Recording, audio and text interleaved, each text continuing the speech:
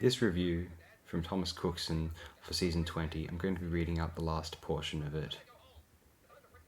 If Eric Saywood is to be believed, and I personally don't doubt his word, he may be passive-aggressive and thus unforthcoming about production faults until long after the event, and he's not one to acknowledge his own faults, but that doesn't make him a liar per se. Eric's predecessor, Anthony Root, was sacked by J&T for being too discerning and for rejecting bad scripts, so Eric simply commissioned what he was given. So he ended up with an era where gold-like Enlightenment and track-like Arc of Infinity made strange bedfellows, and the show became directionless and stuck on autopilot.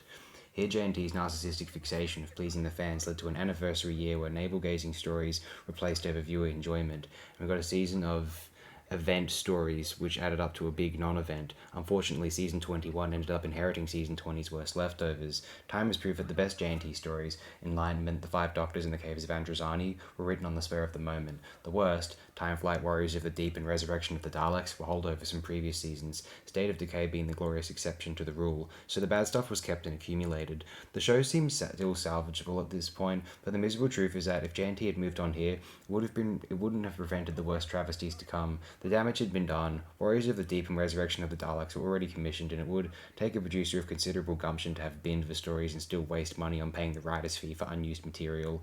The show's descent into mindless violence and self-destructive defeatism was already set in stone. It's possible that under a more cooperative producer and script editor, the stories could have been reworked for the better. Maybe if Eric Saywood wasn't made to do rewrites to Warriors of the Deep, it would have ended up with quite the contrived downbeat end. It wouldn't have ended up with quite the contrived downbeat ending it got all the Doctor's twisted humanity-hating speeches. Maybe if J&T gone, Peter Grimwade could have returned and directed Resurrection of the Daleks and brought proper excitement and class to it all, but somehow I just can't see those stories as salvageable.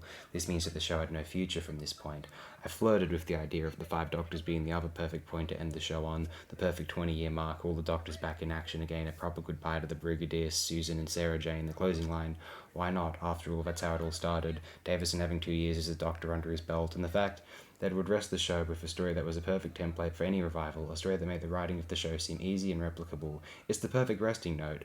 A novel range could continue the story from there, depicting the Master's final comeuppance, as Rassilon predicted, utilising Chameleon and the morally dubious Turlo well, and building on how Enlightenment played to the Fifth Doctor's character strengths and opened new storytelling avenues. Alas, the Five Doctors wouldn't have been produced as anything other than the beginning of Season 21. This means The King's Demons is the only other viable endpoint for the show, and would be a terrible final story. Anything prior to Season 18 was doing too well ratings-wise. Season 19 itself was a ratings hit too. Logopolis would therefore be the show's only viable and desired endpoint, or where J&T should have left. And to spare us the horror and irreparable character damage to the Doctor of Warriors of the Deep and the Twin Dilemma.